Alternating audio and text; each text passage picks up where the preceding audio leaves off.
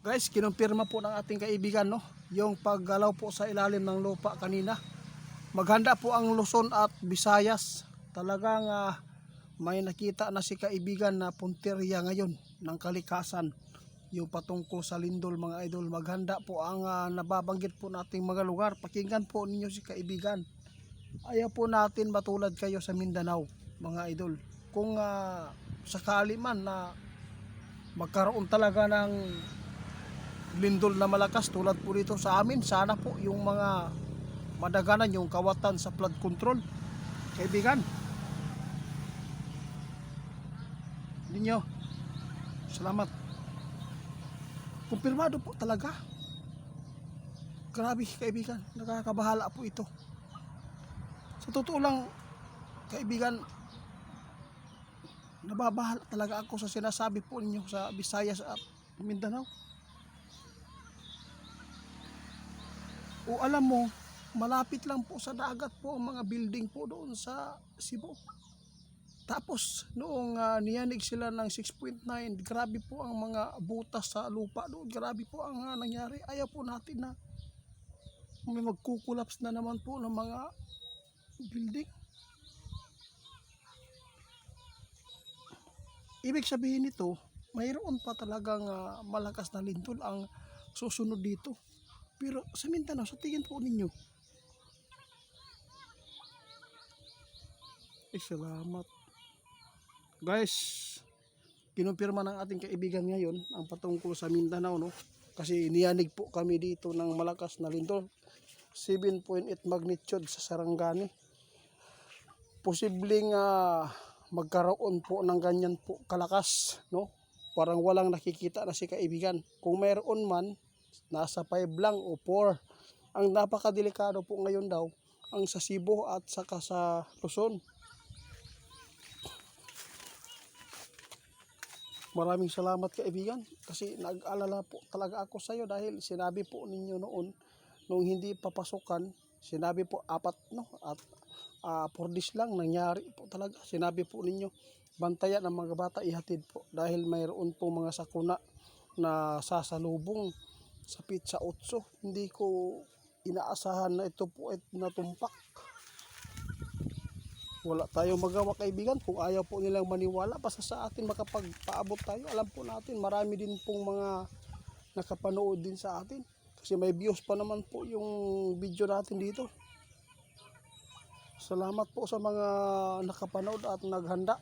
Napakarami po ang nagpasalamat sa amin dahil ang anak nila hindi po pinapaaral nila, hindi po pinapapasok, no?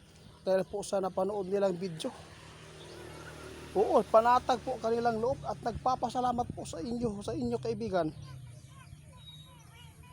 Guys, nag-alala si kaibigan ngayon, no, na may mangyayari na naman pong lindol, pero hindi po dito sa Mindanao ang nakitaan ng ating kaibigan. Mag-ingat po ang Visayas at Luzon. Mayroon man sa Mindanao pero hindi po ito kalakasan. Kung ano man po ang pagyanig ngayon 7.8, hindi po yan mahihigitan pa. Yun po ang sabi ng ating kaibigan, hindi po tayo dapat matakot. Tama ka. Sabi po ng ating kaibigan, kahit na itiit na mahina po ang lindol sa Mindanao ngayon, kung ang mga bahay nila ay hindi po nila chine-check, baka mayroon na pong mga leaking sa ilalim. Kaya dapat po talaga nabantayan at i-check po raw ninyo mga idol para po ay hindi na po tayo maulit na mabagsakan o mapahamak pa ang buhay natin. Kinumpirma po ng ating kaibigan yung kalikasan mga idol. Parang nararamdaman na po ng ating kaibigan kung saan naman po punteriya. Nakita ng ating kaibigan saan punteriya po ngayon ang lindol. Kaya maghanda po ang Cebu at ang Manila. Tama ka, hindi po kami nananakot mga idol. Sa mga hindi nagkakagusto po sa aming video, sa pagpapaabot ng ating kaibigan, patawad po, no? Kung ito man po ang aking ipinapaabot sa inyo. Dahil gusto lang po namin na makatulong dahil si kaibigan, makapangyarihan din po itong mga elemento. para maghatid po sa inyo ng mga impormasyon na masama na mangyayari sa buhay natin dito sa mundo. Pasalamat tayo mga idol dahil mayroon pong ganitong elemento na magpapaabot sa tao. Sige, salamat kaibigan. Guys, pag-report, the Ghost Hunter 88 Fans 2.0, scammer po yan mga idol. Mag-ingat po kayo sa kanya ha. Kaya maraming salamat po sa mga sumusuporta sa amin, no? Sa mga nagpapasalamat dahil po hindi po daw nila pinapapasok ang kanilang mga anak sa school. Grabe, sobrang pagpapasalamat nila dahil yung eskwelahan gumuho kung napaaral daw nila, kung pinapaaral po nila yung anak nila sa Pitsa 8, sigurado daw may magkukulaps na naman po sa pagpapanik po sa kanilang kalagayan sa kanilang anak mga idol. Ma'am Marilyn, maraming salamat, at saka si Dayna, salamat po sir. Dodong, salamat po. Leo, salamat sa inyong pagpapasalamat sa mga kaibigan natin. O sige kaibigan. Guys, mag-ingat lang po tayo lagi. Kasi sabi ng ating kaibigan, nababahala si kaibigan talaga sa nangyayari dito sa